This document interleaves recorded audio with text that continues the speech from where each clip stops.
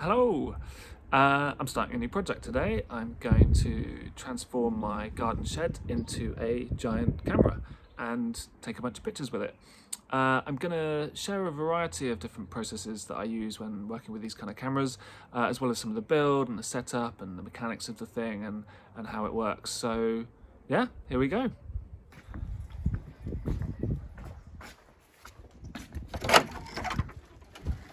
First things first, clean out the shed.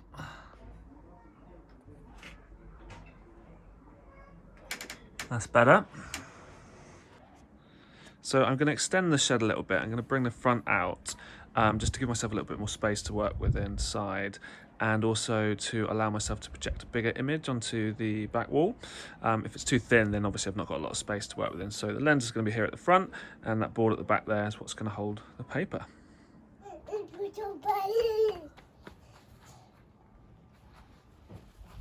And here's my door. I'm currently blacking out the shed, so this is just about covering up all of those light leaks. So all of these little gaps you can see where light's coming in, just making sure all of them are completely covered. And here we are in our blacked out shed. I used a bunch of old photo paper bags, some cardboard, some offcuts of timber, a bit of material, loads of gaffer tape, of course. So we should find now, if I turn off this light, that we have a pitch black space to work in. I'm all set up in the dark room now, so I've got my developer stop and fix. Up here I have my lights, so I've got a normal white light and my safe light. These are LED work lights basically, so you can pick these up from hardware stores, and they're really helpful when you're working in places like this, i.e. where you've got no mains electricity, because they're battery chargeable and they last for ages. The other thing I use quite a lot in the dark room is one of these. It's a bike light head torch. So I've got my white light and my safe light. And the great thing about this is wherever you look, the light follows you. And here's my lens attached to the front of the shed camera. This is an old aerial military reconnaissance lens that I picked up online. The great thing about this lens is it projects a really nice big image circle, but also this one in particular has quite a fast aperture. It's a 5.6, which is a little bit faster than some of my other process lenses that I often use, which is really helpful when your subject is moving quite a lot, because it allows you to have a faster shutter speed. Here I have my shutter. This is from an old 4x5" Sinar camera, but it works really well on these large lenses. You can normally, I would just sort of open and close the shutter, just create a kind of cat flap style shutter using a bit of cardboard or something like that. But this makes it a little bit more accurate and precise. So I can cock the lens and expose. Just to the left of the lens here, I've got a little peephole. This is quite handy. It means I can see what's happening outside. There's me. Whilst I'm when I'm composing the picture. The handy thing about this hole is you can look through here while your paper's out and your lens is closed, and then when the subject is looking at the lens, I quite often sort of knock on the wall to grab their attention. Then you can make your exposure. And this is what I use to project the image onto and hold the paper. It's a large magnetic whiteboard that I found in a skip. And I've just built a kind of basic frame for it, which means I can move it back and forwards to focus. And the great thing about using a whiteboard, especially a magnetic one, is obviously the image projects really nicely onto it, but you can use the magnet to hold the paper. So this is a sort of frame that I made also out of something I found in a skip, and this can move around the board. I can choose my composition, place it there, close down the lens, drop the paper in behind it so it comes down through here, and make my exposure. So the first picture we're going to take is of my wonderful daughter, Bee. We're using a bit of Peppa Pig here to keep her still. You okay, Bee? No, transfixed. So if I go inside and I close the door behind me, there she is, projected onto our screen at the back. Now what I'm going to do is get out a piece of paper, but I need to close down the lens before I do that. The paper's in place, so now I make my exposure. Now I take my paper out of here and put it into the developer.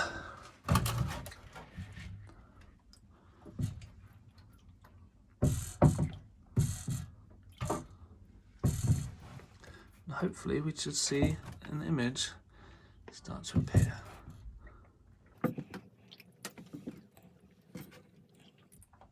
There she is.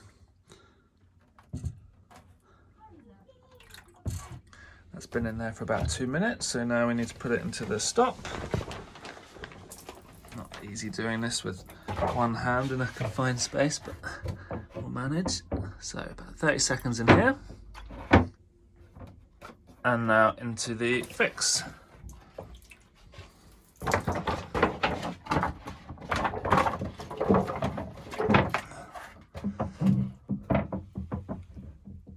And about a minute in here.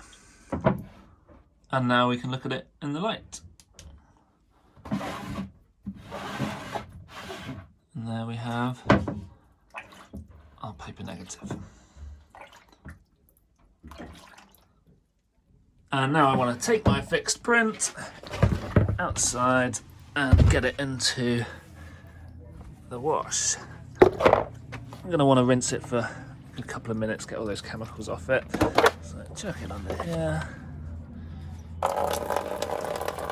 It's clean. Here's my paper negative, all rinsed and clean. And now it's time to make a positive print from this. And we're back in the dark room. There's our paper negative. So now to make the contact print, to create the positive, we need to firstly go to red light and then get out a fresh piece of photographic paper and place that down on the floor. Now I take my negative and place it face down on top of the other piece of fresh unexposed paper. I'm just going to let it drip a little bit first, get some of that water off, and I place it down on top of here. Now I need to make my exposure, so I'm just going to use the torch from this old phone. 1, 2, 3. And then take this print, put it back in the wash, and take the fresh piece of paper and put it into the developer. And we should hopefully start to see a positive print coming through.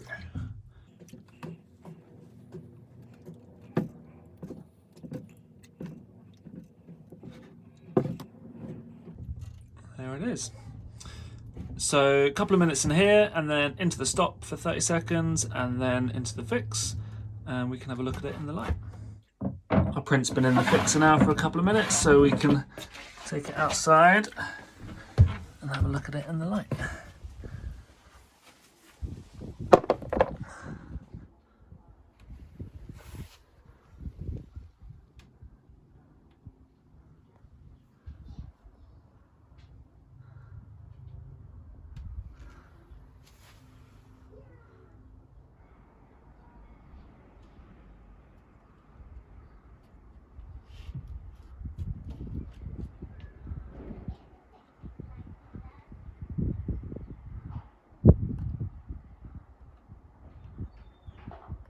I'm going to take another picture now, but this time we're going to use a slightly different material.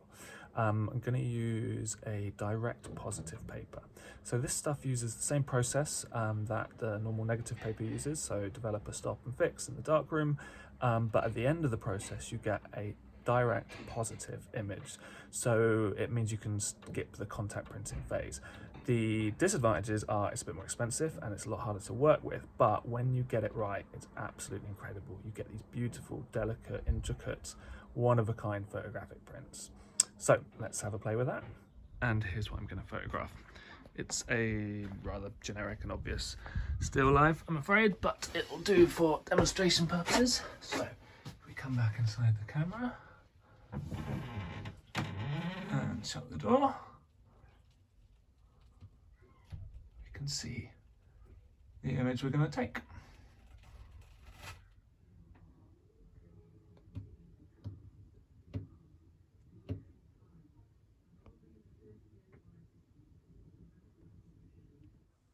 I'm all set up to take the picture now, so I've got my lens there projecting my image onto the screen, chemicals ready on the shelves. So I'm going to close down the lens, get a piece of paper out, put it into the frame, and then make an exposure. Paper's in the developer here, and you can start to see the positive image coming through. That print's now been through the dev stop and fix and is in the wash, so we can take it outside and have a look.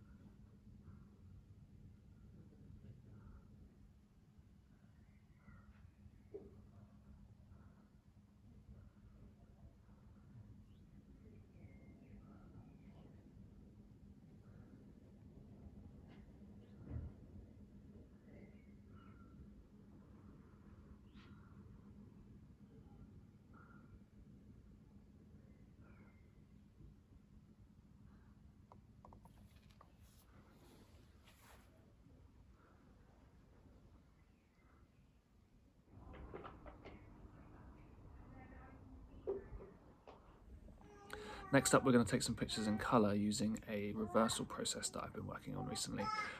This is by far the most intricate and complicated of the ways that I make photographs. There's lots of stuff that you need to take into account to do with the filtering of the light, colour balance, temperature of chemicals, among many other things. So I'm obviously not going to go into all those details here because it gets really nerdy. But I'm going to attempt to take some colour reversal photographs using the shed camera and developing in my back garden. Here we go. So here's my beautiful daughter and partner all set up to photograph. If we head inside.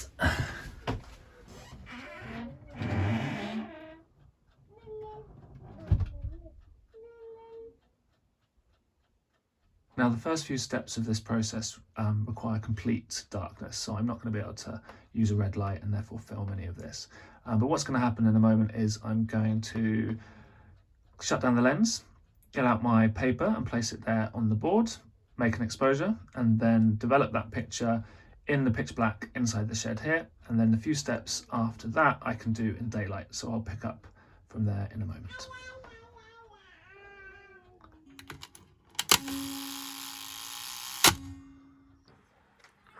This is the exposure that I've just made in the shed, and what it looks like you're seeing here is a black and white negative, but what's going to happen very shortly is it's going to transform into a colour positive.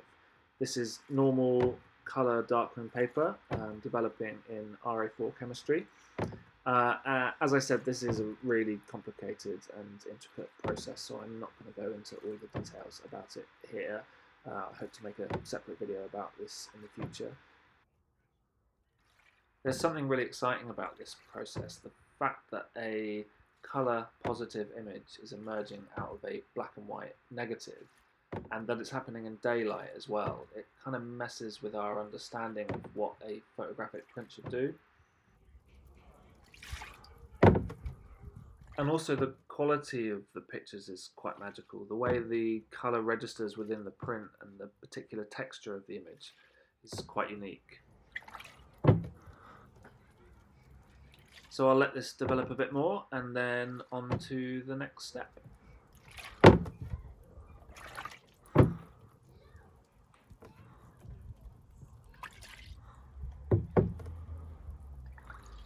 And now the print is in the Blix. So the Blix is basically a mixture of bleach and fixer, which is obviously going to fix our image.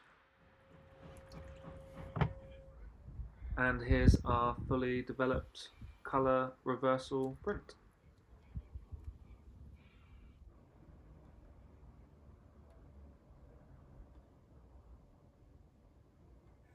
Now I'm going to attempt to take a photograph of my lovely neighbours over this fence here, keeping our safe social distance, of course.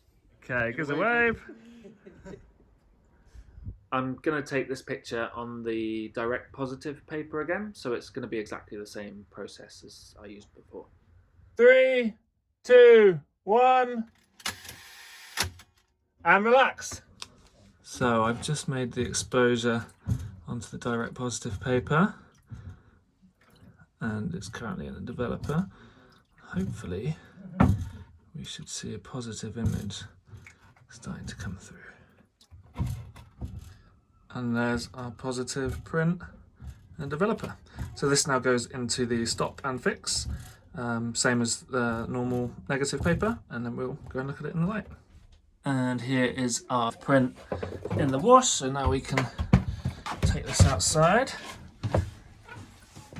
and look at it in the light.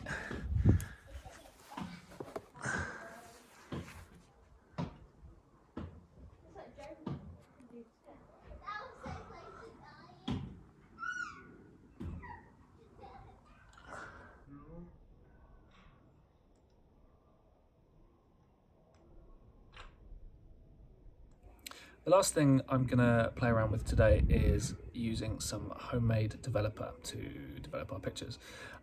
So I've become quite interested recently in finding alternatives to some of the quite toxic chemistry that I have to use in a lot of these processes.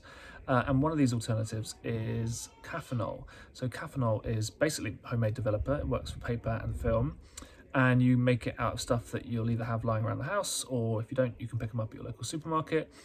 And it's a lot more environmentally friendly, it's more sustainable, it's cheaper, you can pour it down the sink as opposed to having to dispose of it safely like you should do with all other chemistry. And you get some really interesting effects with this. It has a particular kind of quality to the images it produces. So let's have a go. Cathinol is made up of soda crystals, coffee granules and vitamin C powder. The salt shown here is for homemade fixer, but we're going to skip that bit today. I do have another video online somewhere that talks through this process in a lot more detail, so if anyone is interested they can search that out. But today we're going to rush through the creation of the Cathinol so we can get on to making some pictures with it. To make our Cathinol then, we need 8 teaspoons of coffee,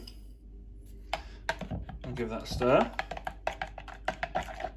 and 4 teaspoons of soda crystals, also known as washing soda, and give that a stir.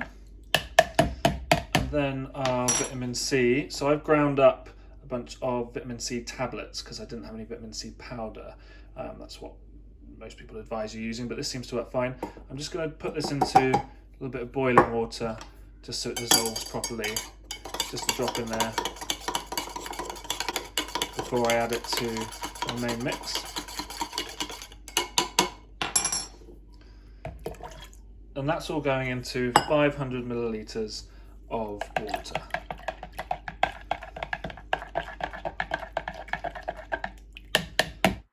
And there it is. I'm going to add my Cathinol to the developing tray. Stinks, this stuff, by the way, so just be prepared for that. And here's our final setup. So this part of the garden's in shade now, so I've brought a reflector in to bounce some light back onto the subject. I'm going to shoot this in exactly the same way that I did the other direct positive pictures. So I'll close down the lens, get out the paper, make an exposure, and then we can develop it in our Cathinol and see what we get. And we process this exactly the same as the last one. So I'm taking my piece of paper out of the frame, placing it over here into the developer. Cathinol developer does take a fair bit longer. So normally with a normal print, normal photographic paper, 2 minutes. Direct positive paper, a little bit longer, especially if it's a bit old. This can take, well, I don't know, we'll see how we get on, 5 minutes or so, I reckon. That's about enough time now. It's been about 6 or 7 minutes. It's all a bit trial and error with this stuff, depending on your solutions and your concentrations and the paper you're using, etc.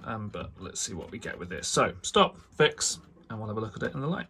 And here's our Cathinol developed print in the wash, which we can now have a look at outside.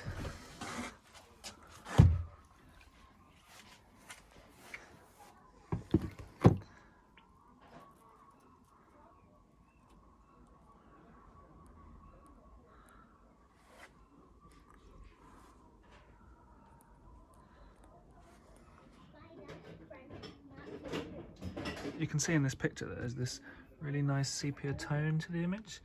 That's from the coffee staining the paper. But I think it's something you can really embrace with this process. Just for comparison, here's the same picture taken on the same paper, but developed in normal developer. You can see it's a little bit higher contrast as well, actually. When you see them together, you can really see the difference.